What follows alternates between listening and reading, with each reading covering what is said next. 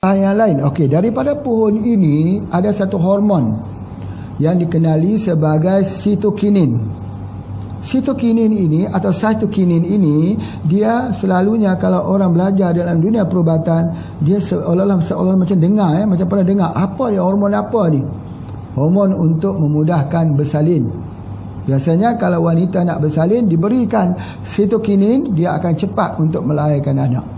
Jadi oleh sebab itu akar dia mengandungi sitokinin. Biasanya orang dulu dia gunakan untuk keluarga berencana, tapi ini tak pak dicadangkan. Ya, kalau kita gunakan nanti masalah kalau kita tak betul-betul guna, sebab akarnya ini mempunyai suatu bahan yang boleh menyebabkan keracunan pada liver, pada hati. Boleh jadi keracunan akarnya kalau kita buat tak betul. Atau dia tak boleh untuk jadi ubat gugur ataupun untuk keluarga berencana, tetapi dia jadi embryotoksik. Bahaya tu. Kalau embryotoksik, kalau kita ambil, anak akan jadi cacat. Jadi oleh sebab itu maka jangan buat-buat sendiri. Cuma ada dalam satu produk yang Pak Haji buat, iaitu ubat cacing. Dia digunakan sinergi. Persentage yang digunakan harus kecil, tidak boleh besar. Jadi oleh sebab itu maka pencampuran sesuatu herba itu kadang-kadangnya tidak betul kerana terlalu banyak ataupun terlalu sedikit kerana tak disinergi atau diambil secara tunggal. Itu kebanyakannya boleh mendatangkan bahaya. Jadi maka kalau kita nak gunakan herba, kita harus memahami apakah dia herba tersebut mempunyai bahan beracun atau tidak.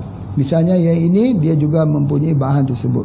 Tetapi kalau kita tahu sitokinin ini dia sangat-sangat bagus. Dia termasuk dalam 7 hormon.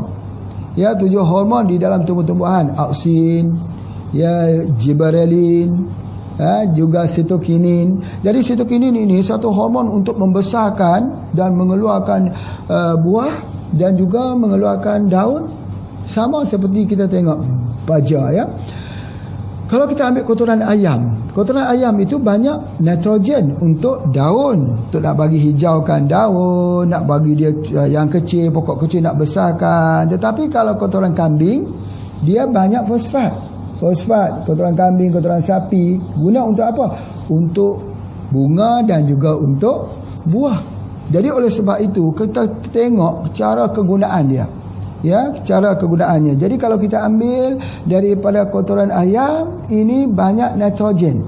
Banyak untuk pertumbuhan, untuk daun, pokok bayam, pokok sawi, pokok kangkung, pokok yang kita nak ambil daunnya. Tapi kalau kita tengok untuk dia buah, pokok-pokok buah-buahan, maka banyak guna daripada kotoran kambing. Itu faham kan?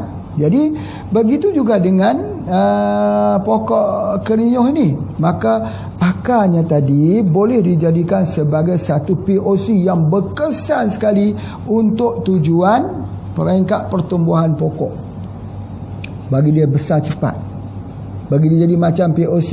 Apakah POC HPA ini menggunakan akar kerinyuh? Tidak, tetapi boleh guna, boleh. Apa dia, cara dia? Baik, Pak Haji ajar pada hari ini cara kita menggunakannya. Macam mana cara gunakan? Jadi kita kena ingat bahawa cara menggunakan ini mesti berformulakan. Yang pertama kita ambil dia sebanyak 10 kilo. Ya, 10 kilo dicampur dengan 10 liter air. 10 kilo campur dengan 10 liter air. Kemudian dicampur dengan 1 kilo gula merah. 1 kilo gula merah. Dah cukup? Dah cukup? Ya, dah cukup. Dia telah mempunyai satu hormon yang kuat yang bernama sitokinin. Masya Allah. Kalau kita peram berapa hari, ambil masa 1 bulan.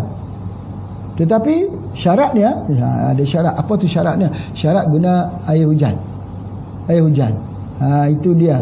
Jadi hujan yang turun ini Pak Haji selalu sebut matar rahmat, hujan rahmat. Sebab apa? Kalaulah hujan itu kita ambil hanya 10 kilo saja, 10 liter saja kita ambil, kita campur dia dengan 10 juga akar ini, maka kita rendamkan, masuk saja dengan gula merah 1 kilo, Masya Allah, sudah. Dia akan menjadi sebagai pupuk yang murah, ya, murah, ya, hujan, tunggu hujan, sekarang musim hujan. Ini pohon yang tumbuh begitu banyak, hanya perlu tunggu 1 bulan saja. Siap fermentasi itu baunya macam tapai. Ini saya panggil tapai. Jadi bila dia bau macam tapai, bukan busuk, maka dia sudah boleh guna. Kita semprotkan, kita spraykan. Ingat, ni sebanyak tak boleh banyak. Satu tutup ini yang dah siap itu, satu tutup ini untuk 10 liter. Untuk 10 liter. Masuk dengan air biasa, spray untuk semua. Dan ini menjadi anti hama nombor 1. Penyakit tak ada, penyakit kerinting daun tak ada, hama-hama pun tak suka datang, dan dia membesarkan pohon. 1 di dalam 3 dalam 1. Apa tu 3? Anti hama, antivirus, dan dia menjadi zat penyubur bumi. Jadi oleh kerana jadi zat penyubur bumi ada dalam 1, iaitu pohon ini. Ubat luka dalam masa Perang Dunia yang kedua, ubat luka untuk hari ini, dan juga digunakan juga sebagai obat untuk tanam-tanaman. Masya Allah. Itu dapat disebutkan filosofinya, sesuatu yang baik untuk manusia, baik juga untuk haiwan. Menutup luka kepada manusia, menutup luka haiwan, menutup luka tumbuh-tumbuhan. Jadi oleh sebab itu, tumbuh-tumbuhan tak boleh jadi besar, ya, tak boleh jadi besar, lambat membesar, ada banyak penyakit kalau kita tak gunakan pohon kerinyuh ini. Masya Allah, subhanallah.